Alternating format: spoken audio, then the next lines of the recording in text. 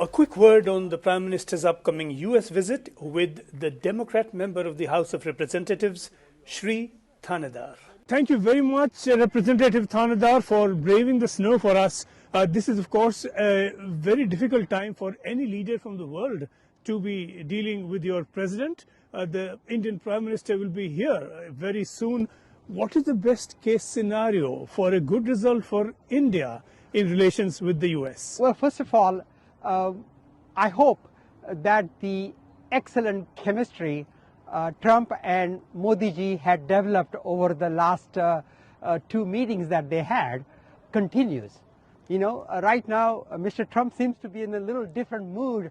He's more in a punitive mood, trying to punish countries with tariffs. And what needs to happen is, with the charisma of Narendra Modi and Mr. Trump, they need to come together and rebuild that friendship and think about the people. These tariffs are going to hurt American people in terms of higher cost of goods. Already this country, both countries are experiencing higher inflation, and the tariffs are going to just make things worse. Nobody wants these tariffs, and I hope the two leaders agree with a policy without any kind of new tariffs added.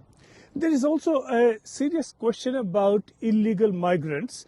Certainly, nobody says that illegal migrants ought to become legal overnight by a magic touch of a button, but clearly a number of people have been here 20, 30, 40 years.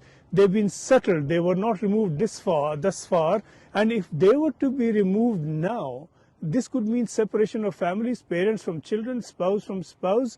Is it too late to act? Or if the government was to go ahead, you could be talking about hundreds of thousands of evictions. Is that humane and is that legally possible? Well, it is certainly possible, but it is going to be very, very expensive. There is no reason for some of the people who have not committed any crime, who are living a good life, contributing to the United States economy. The United States economy depends on labor. United States economy needs highly skilled laborers like the engineers and technologists. United States economy also needs low-skilled labor.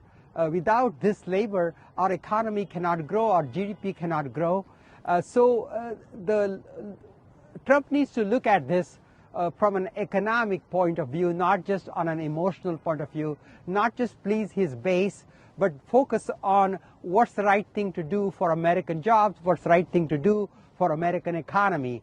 And there needs to be a common sense approach in dealing with the migration that we have seen at the southern borders.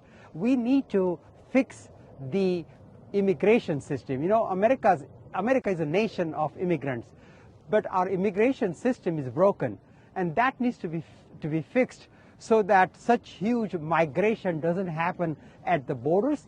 We need to set up pathways for legal entry into the United States.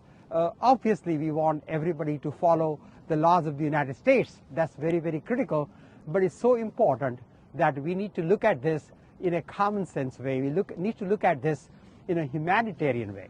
Finally, very briefly, are you optimistic about relations between the US and India under President Trump and under Prime Minister Modi?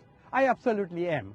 You know, these two leaders have good chemistry, they have good relationship in the past, and I believe that they will think pragmatically. Even though the relationship has started with much more criticism from Trump, you know, while he was on campaigning, Trump attacked India often, but I believe that when these two leaders sit down face to face, they have a heart-to-heart conversation. I expect some good things to come out from a trade, whether it is defense, whether it's energy, whether it is commerce of any sort. There will be some positive movement. That is what I'm expecting from this visit. I think it's very, very important that Mr. Modi chose to come to America this early in Trump's second presidency.